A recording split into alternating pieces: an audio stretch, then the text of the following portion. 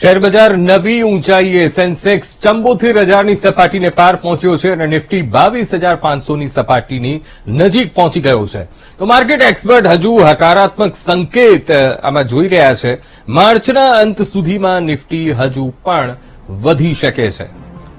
તો માર્કેટ અત્યારે પોઝિટિવ બનતું જોવા મળી રહ્યું છે. શેરબજાર અત્યારે નવી ઊંચાઈએ સેન્સેક્સ 74,000ની સપાટીને પાર પહોંચી ગયો છે અને માર્ચના અંત સુધીમાં નિફ્ટી હજુ પણ વધી શકે છે. 22,000ને પાર નિફ્ટી પણ પહોંચ્યું છે અને શેરબજાર આજે નવી ઊંચાઈએ જતો જોવા મળી રહ્યું છે.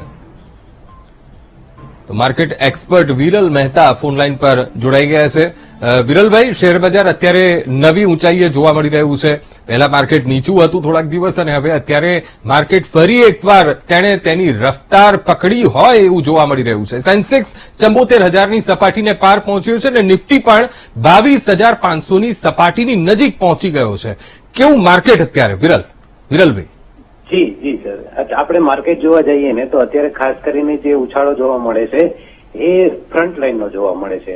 એટલે કે ફ્રન્ટ લાઈનની જે કોટક બેંક છે, બજાજ ઓટો છે, એક્સિસ બેંક છે, આ બધાની મુવમેન્ટના કારણે જોવા મળે છે. એની હિસાબે આપણે મિડ કેપ જોવા જઈએ તો મિડ કેપ આજે પણ 200 પોઈન્ટ ડાઉન છે. મિડ કેપ સ્મોલ કેપ આ બંનેમાં ડાઉન સાઇડ જોવા મળે છે.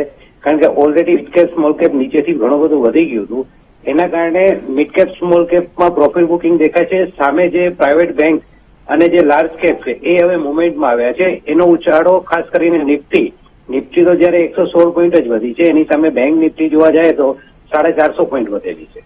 એટલે પ્રાઇવેટ બેંકમાં સારો એવો ઉછાળો જોવા મળે છે. અચ્છા વિરલભાઈ, હવે જે ટૂંકા ગાળા માટે રોકાણ કરતા હોય છે, રોજનું જે લોકો ટ્રેડિંગ કરતા હોય છે, તો એ લોકો માટે આ વાતાવરણ કેવું શેરબજારમાં અત્યારે રોકાણ કરવા માટેનું?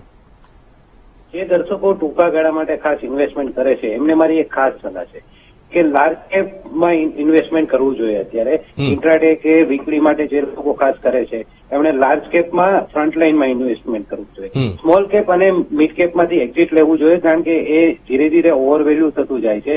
એટલે એમાં જે રીતે આજે કરેક્શન આવ્યું એવી રીતના આવનારા દિવસોમાં કરેક્શન જોવા મળશે અને એક સ્ટેબલ લેવલે થઈ જશે. પણ જેમ કે લાર્જ કેપમાં અમુક જે બેંકો છે, જેમ કે HDFC બેંક છે, એક્સિસ બેંક છે, આ બધી બેંકો છે જે ઘણા વખતથી નથી ચાલી, એમાં સારી એવી મુવમેન્ટ જોવા મળી છે. અચ્છા, એટલે બેન્કિંગ સેક્ટરમાં અત્યારે એ તરફ આગળ વધવું ખૂબ જ ફાયદાકારક છે કે અન્ય કોઈ સેક્ટર પણ છે? એઝ અ માર્કેટ એક્સપર્ટ તરીકે કયા તમે બીજા અન્ય એક્સપર્ટ એ લોકોને તમે સજેસ્ટ કરશો? જો કોઈ લોંગ ટર્મ માટે વિચારતું હોય એટલે મિનિમમ 6 મંથનો જેમનો હોરિઝોન્ટલ હોય, 6 મહિનાથી વર્ષનો, એમના માટે મારું ખાસ સજેશન છે કે એક તો છે સ્ટીલ સેક્ટર અને સિમેન્ટ સેક્ટર. આ બંનેમાં ઇન્વેસ્ટમેન્ટ કરી શકાય.